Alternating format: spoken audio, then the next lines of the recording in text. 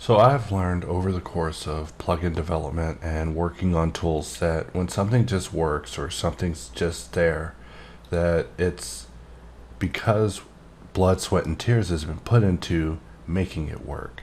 And for that reason, custom profile support is supported inside of BoxCutter. So I'm going to shift A, add a box, and we're just going to press SX and just scale this out. And we're going to use a little bit of HardOps for this. So I'm going to apply some scale, and we're going to select this point, and I'm going to control click mark, and we'll roll in a bevel, and I'll press Shift P to just start scrolling through some custom profiles I have.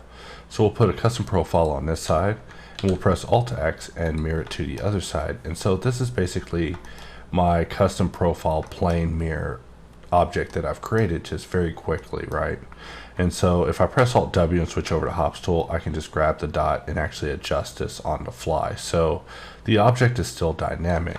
But if I press Alt W and switch back over to BoxCutter, and I were to press D and switch over to custom and press C, then this object has now been specified to be my custom cutter. So if I were to maybe scale this out and just look at it from an angle, of course, as I am prone to do, and draw this shape out, maybe hold shift to get it proportional. Maybe left click, right click to drop this in a release lock state or a pause state. And we can just rotate it around, and I'll just shift drag this dot in order to just move this shape freely.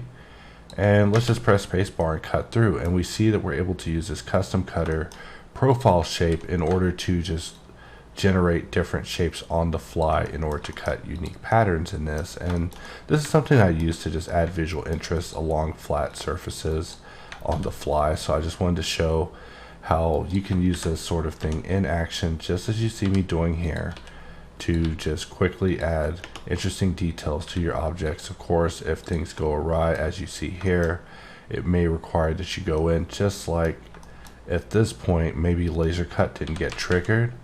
So I'm just going to press SZ, maybe 10, 100, 1000, and now we actually have the cut going through. Sometimes I just add zeros until it goes through, and we're going to attempt that cut just one more time just to see and make sure that there's nothing insane happening, and press spacebar, and of course the cut just goes through.